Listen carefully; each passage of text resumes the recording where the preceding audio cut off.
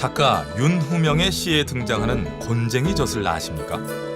아주 작은 새우로 담갔다가 깍두기 김치에도 넣고 삶은 고기에 곁들여 먹기도 하는 젓갈. 그런데 이 곤쟁이 젓갈은 조선조의 간신으로 불리는 남곤과 심정의 이름에서 비롯됐다고 합니다. 숙주나물이 사육신을 배신한 신숙주를 빗댄 이름이든 말이죠. 새우잡이 어부들까지 비꼬아 부르는 이 젓갈, 곤쟁이 젖에는 조선 중기 개혁 정치를 주도했던 한 선비의 이야기가 담겨 있습니다.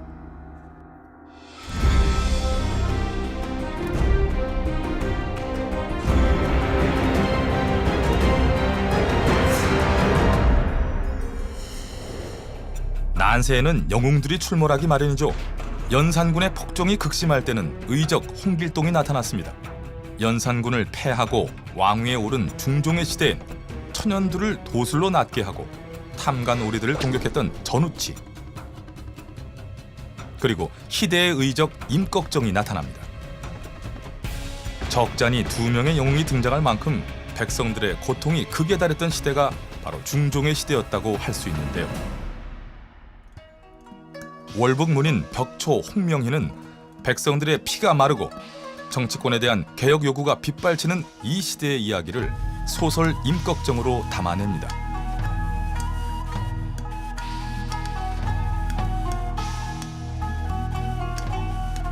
그런데 홍명희의 임꺽정 제2권 피장편에는 흥미로운 장면이 나옵니다.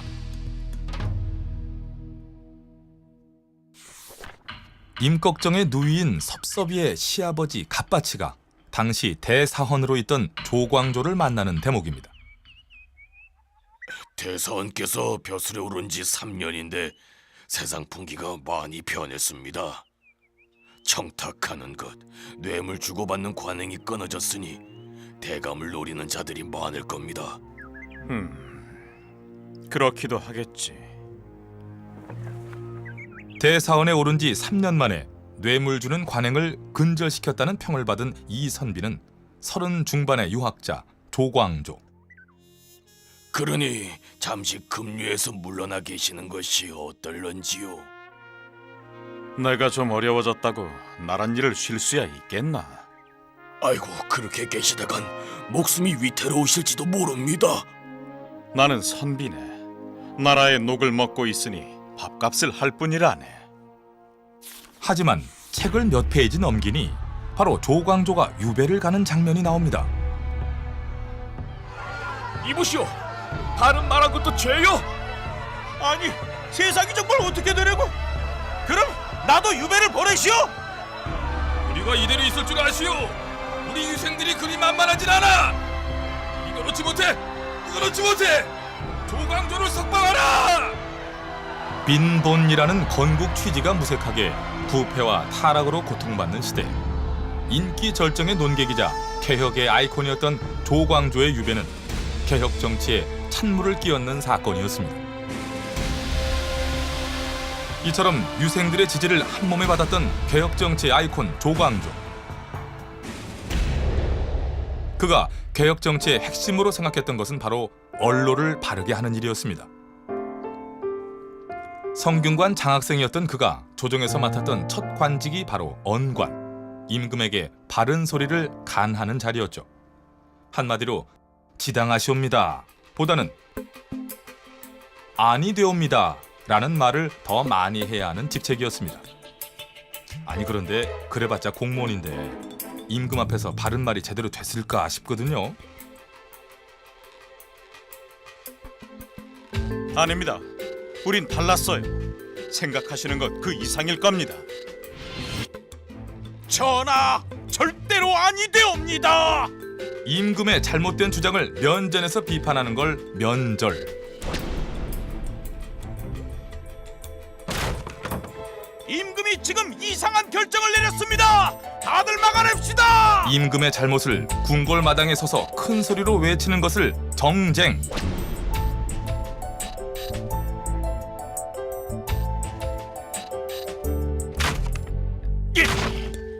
전하, 임금은 선비의 으뜸이라 하옵니다. 어찌하여 선비들의 말을 듣지 않으시옵니까?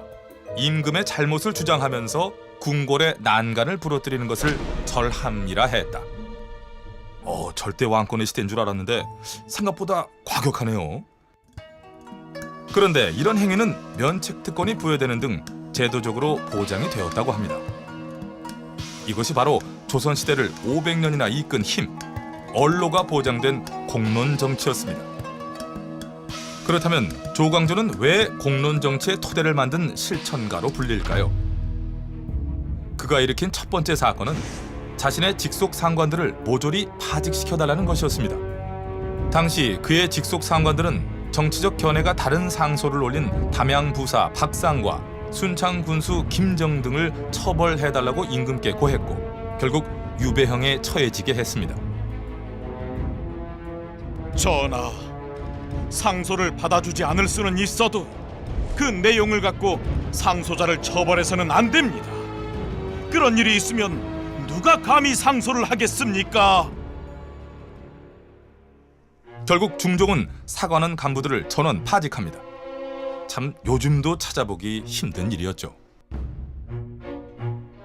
이에 그치지 않고 조광조는 중종 반정 때 훈장을 받은 공신들 가운데 대다수가 연산군에 아부했던 이들로 오히려 벌을 받아야 할 사람들이니 공훈을 삭제할 것을 상소합니다.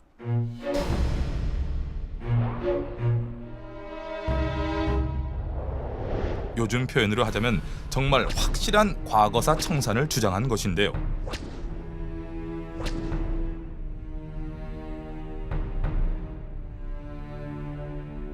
그렇게 조목조목 권력을 가진 자들의 잘못을 짚어내고 한치의 양보도 없이 개혁 정치에 속도를 냈으니 중종은 조광조에게 피로감을 느꼈고 반대파들의 반발은 그야말로 하늘을 찌릅니다.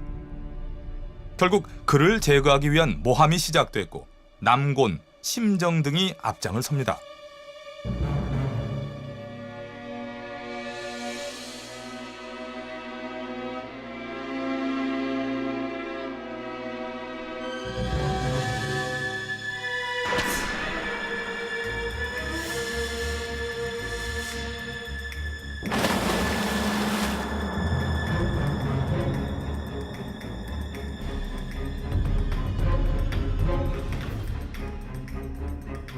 조광조가 사약을 받았던 전남 화순의 유배지.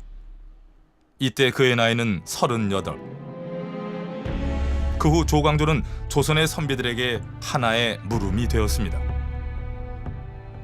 그는 죽음을 피하지 않고 옳다고 믿는 바를 실천했다.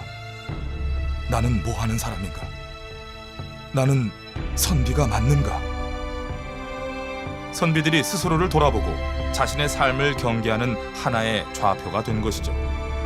목숨을 걸고 언로를 바로 세워 백성을 위한 나라 조선을 바로잡고 싶었던 조광조. 그런 그가 이 시대의 언론의 모습을 마주한다면 어떤 생각을 할까요?